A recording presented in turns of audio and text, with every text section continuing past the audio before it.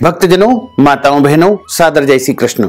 हमारे YouTube channel में आप सभी का बहुत बहुत स्वागत है। मैं हूं आपके साथ आचार्य धर्मेंद्र शास्त्री।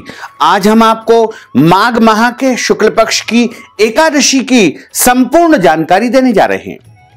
एकादशी का शुभ मुहूर्त कब से कब तक रहेगा तथा एकादशी व्रत आपको कब करना है एवं इस एकादशी व्रत का पारना यानी व्रत खोलने का समय कब से कब तक रहेगा। प्रत्येक वर्ष में 24 एकादशी आती है, लेकिन जिस साल अधिक मास आता है, पुरुषोत्तम मास आता है, उस वर्ष 26 एकादशी होती है। प्रत्येक एकादशियों का भिन्न भिन्न महत्व हमारे धर्म ग्रंथों तथा पुराणों में बताया हुआ है। प्रत्येक माह में 2 बार एकादशी आती है, एक कृष्ण पक्ष में तथा एक शुक्ल पक्ष में। माघ माह के शुक्ल पक्ष में जो एकादशी है उसका नाम जया एकादशी है। इसे अजा एकादशी भी कहा जाता है तथा इसे भीष्म एकादशी के नाम से भी जाना जाता है। हमारे धर्म ग्रंथों तथा पुराणों में लिखा हुआ है कि जो माघ माह के शुक्ल पक्ष की जया एकादशी का व्रत करता है उन्हें भूत प्रेत पिशाच जैसी योनियों में जाने का भय नहीं रहता है। ऐसे व्यक्तियों के जीवन और मरण के बंधन मुक्त हो जाते हैं और उन्हें सांसारिक जीवन में सभी प्रकार के सुखों की प्राप्ति होती है तथा अंत समय में धर्म, अर्थ, काम और मोक्ष के साथ परम पद की प्राप्ति हो जाती है। इस बार माघ माह के शुक्ल पक्ष की जया एकादशी जो कि 12 फरवरी 2022 शनिवार के दिन है और इसी दिन सभी भक्तजनों, माताओं, बहनों को व्रत रखना चाहिए। एकादशी का जो व्रत करता है उसको एक दिन पहले यानी दशमी से लेकर के द्वादशी तक कुछ नियमों का पालन करना चाहिए। दशमी तिथि यानी 11 फरवरी 2022 शुक्रवार के दिन आपको एक समय भोजन करना है तथा दशमी तिथि के दिन यानी 11 फरवरी को ब्रह्मचर्य व्रत का पालन करना है। लहसुन, प्याज, मांस, मदिरा, मसूर की दाल का उपयोग दशमी तिथि के दिन बिल्कुल नहीं करना चाहिए। दशमी तिथि के दिन शहद नहीं खाना चाहिए।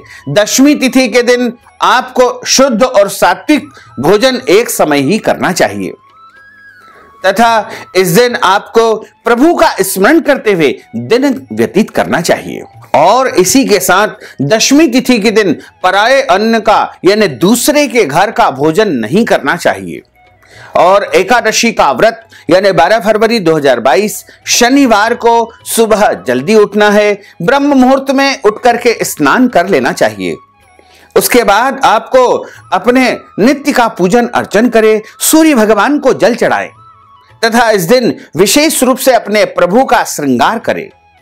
यदि आपके घर में नियमित रूप से प्रभु की सेवा होती है, ठाकुर जी का श्रृंगार होता है, तो उनकी आप नियमित रूप के अनुसार उस दिन भी विशेष रूप से पूजा करें, श्रृंगार धरावे और उनको विशेष रूप से भोग धरावे और प्रभु की विशेष रूप से पूजा अर्चना करें। और यदि आप चाहें तो इस दिन एक चौकी के ऊपर पीला कपड़ा बिछाएं तथा भगवान श्रीनाथ जी की या गोवर्धन नाथ जी की या फिर भगवान लक्ष्मी नारायण की मूर्ति या चित्र की स्थापना करें अथवा लड्डू गोपाल यानी बालकृष्ण जी की मूर्ति आपके घर में है तो उनकी स्थापना आप कर सकते हैं तथा उनके सीधे हाथ की तरफ कलश की स्थापना करें। भगवान का पूजन अर्चन आपको विशेष रूप से इस दिन करना चाहिए और एकादशी के दिन अन्न का सेवन बिल्कुल नहीं करना चाहिए। इस दिन फलाहार करना चाहिए, सर्वोत्तम फलाहार जो कि फल माने जाते हैं तथा इसके अलावा दूध और दूध से बनी समस्त वस्तुएं मानी जाती है। एकादशी के व्रत में गाय का दूध सर्वोत्तम माना गया है और जो मनुष्य एकादशी का व्रत करता है या नहीं भी करते हैं उनके घर में चावल का उपयोग बिल्कुल नहीं होना चाहिए। इस दिन घर में चावल नहीं बनाना चाहिए तथा एकादशी के दिन लहसुन, प्याज, मांस, मदिरा, मसूर की दाल का उपयोग भी घर में बिल्कुल करना भी नहीं चाहिए और होना भी नहीं चाहिए। एकादशी के दिन शुद्ध और सात्विक तरीके से फलाहार का निर्माण करना चाहिए और एकादशी तिथि का आरंभ इस बार 11 फरवरी 2022 शुक्रवार को दोपहर 2 बजे से एकादशी तिथि आरंभ हो जाएगी, जो कि शनिवार को दोपहर 4 बजे एकादशी तिथि समाप्त हो जाएगी। सूर्योदय व्यापिनी तथा प्रातःकालीन व्यापिनी और द्वादशी युक्त जो हरिवासर एकादशी रहेगी वह 12 फरवरी 2022 शनिवार को ही रहेगी। इसलिए सभी भक्तजनों को, माताओं बहनों को 12 फरवरी 2022 शनिवार को ही एकादशी का व्रत रखना होगा। और एकादशी व्रत का पारणा यानी व्रत खोलने का जो समय रहेगा वो 13 फरवरी 2022 रविवार को सुबह 7 बजे से लेकर के 9:15 के बीच में आपको व्रत का पारणा करना चाहिए। 12 फरवरी 2022 एकादशी के दिन आपको कुछ महत्वपूर्ण नियमों का पालन करना चाहिए। जो मनुष्य, जो भक्तजन, जो माताएं बहनें 12 फरवरी 2022 को एकादशी का व्रत करेंगे, उनको झूठ नहीं बोलना चाहिए, क्रोध नहीं करना चाहिए, वाद विवाद नहीं करना चाहिए, लड़ाई झगड़ा बिल्कुल नहीं करना चाहिए। घर के बड़े बुजुर्ग जैसे माता पिता, सास ससुर, वरिष्ठ जनों का अपमान अथवा अनादर एकादशी के दिन बिल्कुल नहीं करना चाहिए। एकादशी के दिन आपके घर पर यदि कोई याचक, भिखारी या जरूरतमंद व्यक्ति आता है तो उसे खाली हाथ नहीं लौटाना चाहिए। इसी के साथ एकादशी के दिन आपको दाढ़ी कटिंग बिल्कुल नहीं करवाना चाहिए। शरीर के अंग के कोई भी बाल या तो काटना या कटवाना बिल्कुल वर्जित माना जाता है। एकादशी के दिन नाखून नहीं काटना चाहिए। एकादशी के दिन पेड़ पौधों को काटना अथवा छांटना नहीं चाहिए। प्रभु की सेवा के लिए, भगवान की पूजा के लिए आप पुष्प और तुलसी दल इस दिन ले सकते हैं, इसमें कोई दोष नहीं माना जाता है। और जो मनुष्य एकादशी का व्रत करता है उसको रात्रि काल में जागरण भी करना चाहिए। वैसे तो एकादशी की जो रात्रि होती है यानी 12 फरवरी 2022 को जो शाम को सूर्य अस्त होगा, उसके पश्चात जो रात्रि होगी वह रात्रि पूरी रात जागरण करके एकादशी की रात्रि में भगवान के भजन तथा कीर्तन करना चाहिए। आप चाहें तो भगवान के पवित्र स्तोत्रम जैसे श्री गोपाल सहस्त्रनाम स्तोत्रम, श्री विष्णु सहस्त्रनाम स्तोत्रम या फिर भगवान के पवित्र मंत्रों का, स्तोत्रों का पठन पाठन या फिर जाप आप कर सकते हैं। अष्टाक्षर मंत्र श्री कृष्ण शरणम मम, द्वादशाक्षर मंत्र ओम नमो भगवते वासुदेवाय, इन महामंत्रों का जाप आपको एकादशी की रात्रि में करना चाहिए। और एकादशी के दिन आप यदि दवाई लेते हैं उसके पहले आपको कुछ न कुछ खाना होता है। ऐसी स्थिति में आप फलाहार लेकर के, अच्छी प्रकार से फलाहार करके दवाई ले सकते हैं, कोई दोष नहीं होता है। लेकिन जो फलाहार आप अपने लिए बनाए हैं उसको पहले आप प्रभु को समर्पण करें। असमर्पित वस्तु का उपयोग कभी भी भक्तजनों को नहीं करना चाहिए। यानी पहले प्रभु को भोग धराएं, उनको नैवेद्यम लगाएं और उसके पश्चात ही आप उस फलाहार को या प्रसाद को स्वीकार करेंगे तो उसका कोई भी दोष नहीं माना जाएगा। इसी के साथ प्रभु की पूजा अर्चना करें, जाप करें, प्रभु का ध्यान करें, उनका स्मरण करें। एकादशी के दिन यदि आपके घर परिवार में अचानक जन्म अथवा मृत्यु का सूतक लग जाता है तो ऐसी परिस्थिति में भी आपको व्रत तो करना चाहिए, व्रत के सभी नियमों का भी पालन करना चाहिए। लेकिन आप भगवान का स्पर्श न करें, भगवान का पूजन अर्चन न करें, लेकिन व्रत अवश्य करें।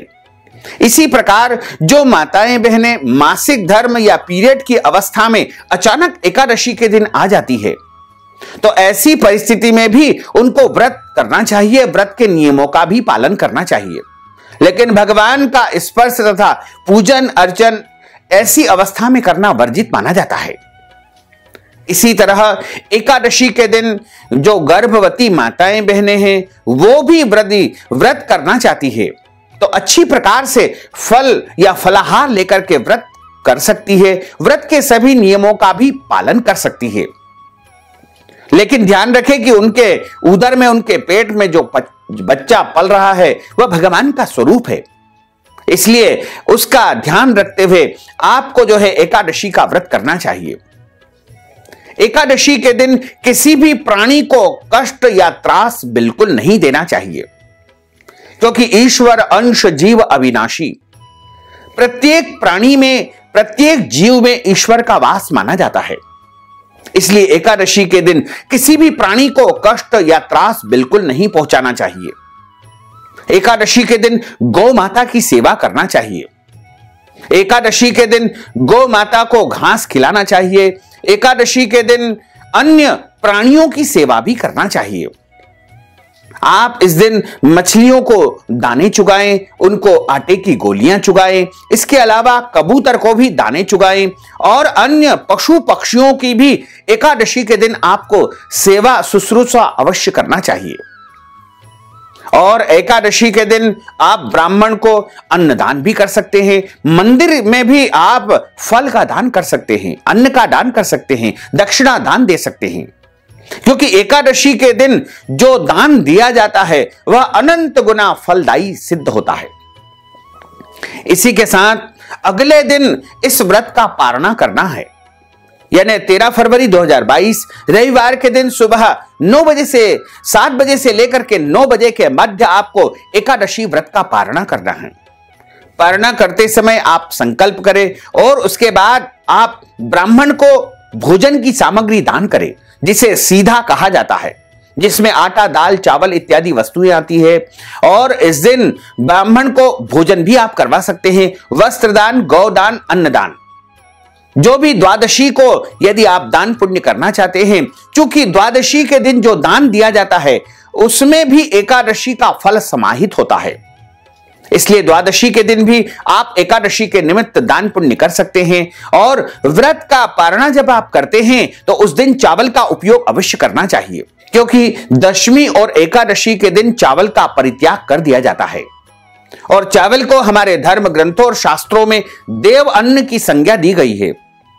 इसलिए चावल का यानी देव अन्न का पुनः सम्मान करते हुए द्वादशी के दिन चावल अवश्य खाना चाहिए। व्रत का पारणा करते समय आप भोजन से भी व्रत का पारणा कर सकते हैं, उसमें आप चावल का उपयोग अवश्य करें।